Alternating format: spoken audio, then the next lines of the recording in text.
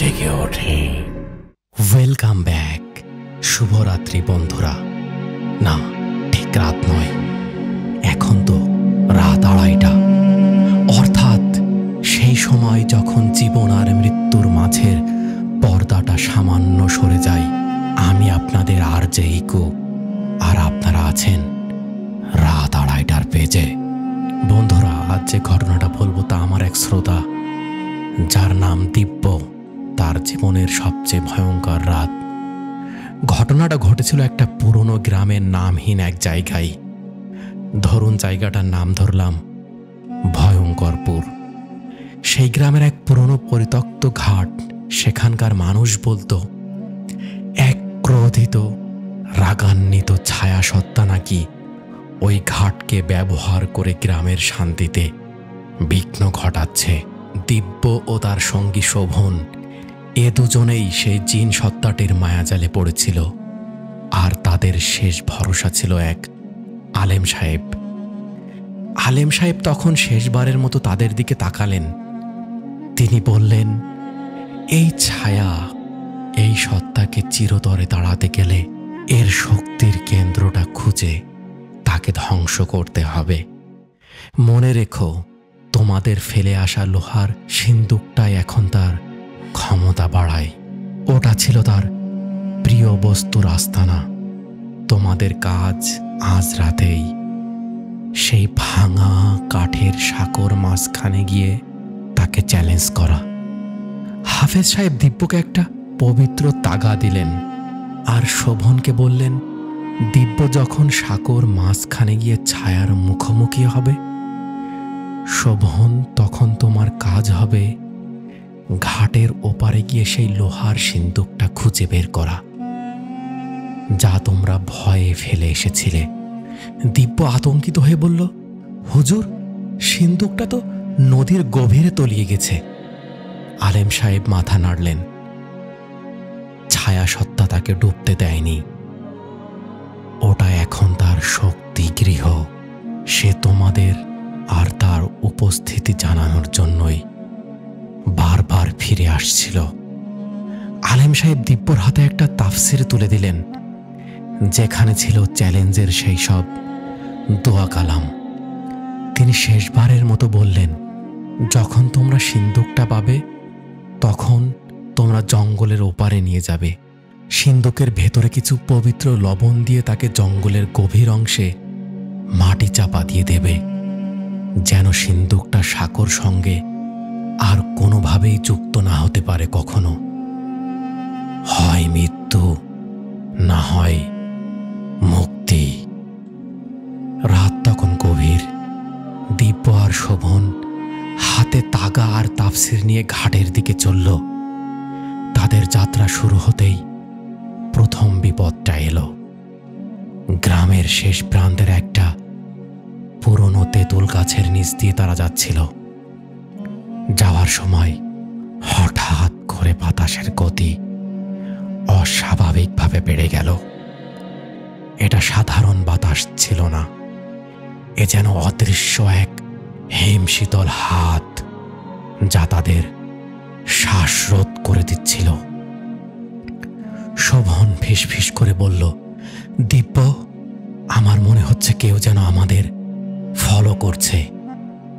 দিব্য টর্চের আলো ফেলে চারিদিকে দেখল, গাছের ডালপালাগুলো অস্বাভাবিকভাবে দুলছে, অথচ একটা পাতাও নড়ছে না। হঠাৎ তেঁতুল গাছের শুকনো ডালগুলো তাদের দিকে এগিয়ে আসতে লাগলো, যেন শত শত কালো বড় বড় ছুরি। সেই স্পর্শ ছিল বরফের চেয়েও ঠান্ডা। দৌড়া!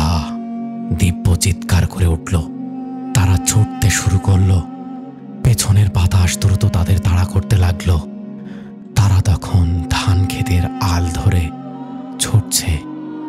তারা তখন শুনতে পেল তাদের ঠিক পেছন থেকে ভেসে আসছে এক তীব্র শীতল হাসি। সেই হাসি কোনো নারীর ছিল না, এটা ছিল বিকট, পুরুষালী আর হিংস্র গর্জন। কিছু দূর যাওয়ার পরই তারা দেখল তাদের সামনে নদীর কাঁচা রাস্তায় একটি ঘন কালো ছায়া দ্রুত বড় হচ্ছে আর তাদের দিকে এগিয়ে আসছে। ছায়াটি মানুষের মতো, কিন্তু দৈত্যের মতো বড়। ছায়ার কেন্দ্রে আগুন রঙা চোখবিহীন গর্তটি স্পষ্ট। এই প্রথম জিন আর মায়াবী রূপ নয়, তার আসল দানবীয় অস্তিত্বে হাজির হলো। শোভন ভয়ে মাটিতে বসে পড়ল, বলল, এ কি? এ তো দেখছি আসল রূপ। দিব্যের বুক কাঁপছিল, কিন্তু তার হাতে থাকা তাফসিরের দিকে চোখ পড়তেই সে সাহস ফিরে পেল। সে দ্রুত কিতাব খুলে আলেম সাহেবের শেখানো একটি ছোট আয়াত ফিসফিস করে পাঠ করল। আয়াতের শব্দগুলো অন্ধকারের ঢেউ তুলে সেই দানবীয় ছায়াটার দিকে যেন ছুটে যাচ্ছে।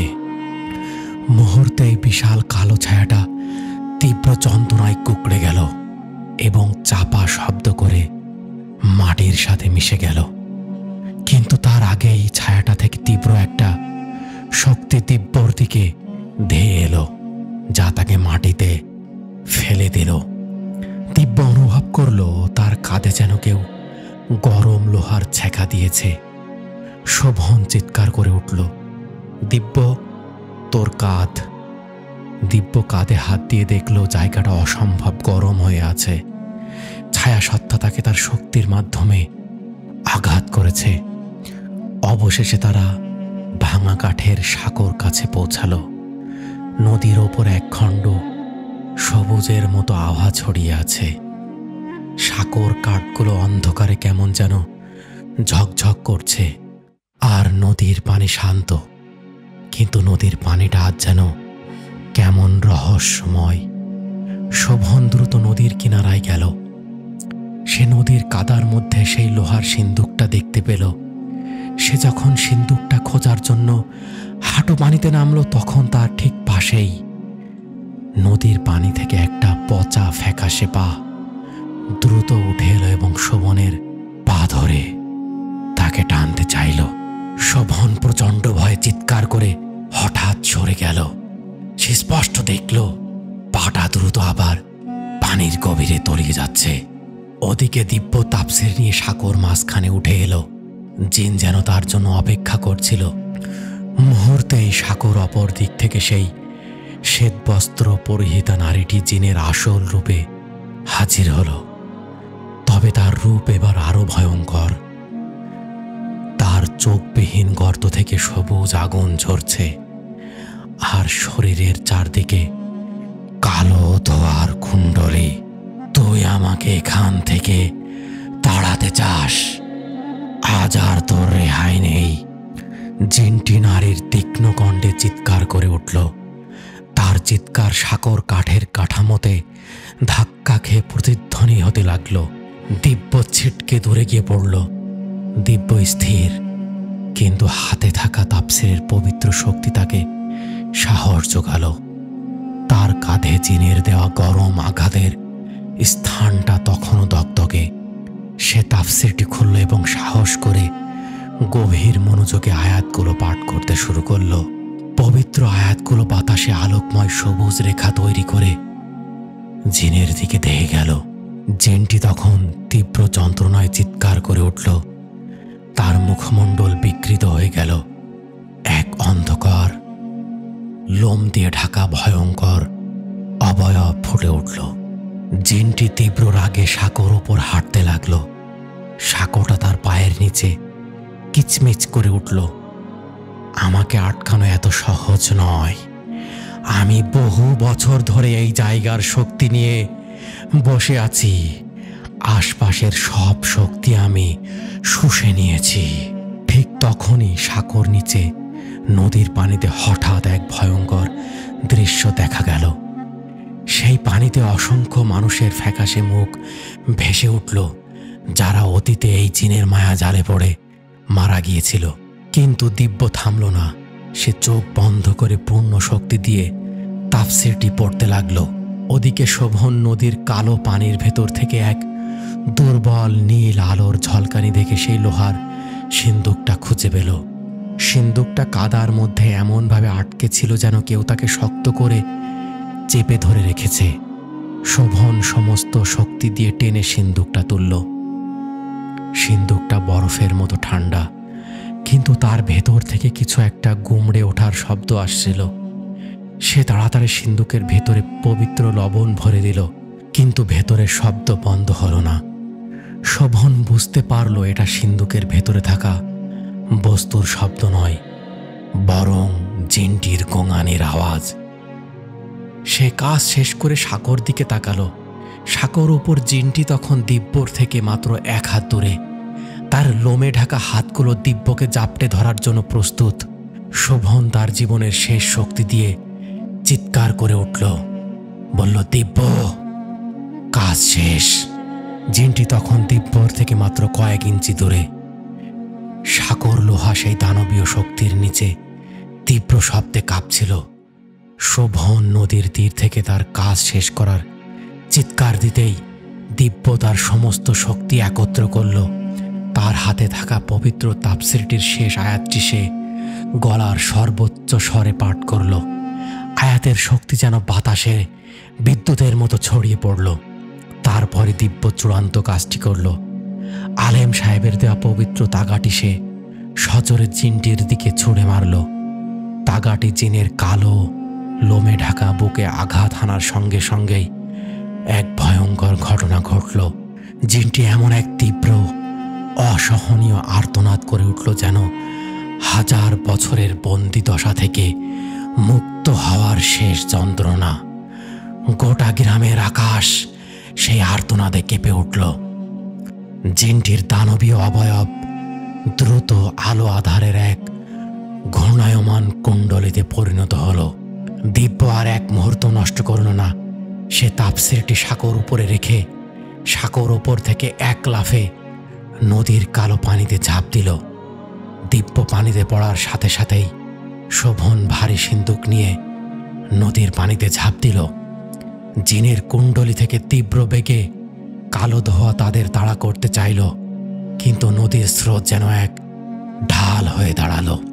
তারা দুজন প্রাণপণে সাঁতরাতে লাগলো, স্রোতের সাথে সাথে দূরে জঙ্গলের দিকে।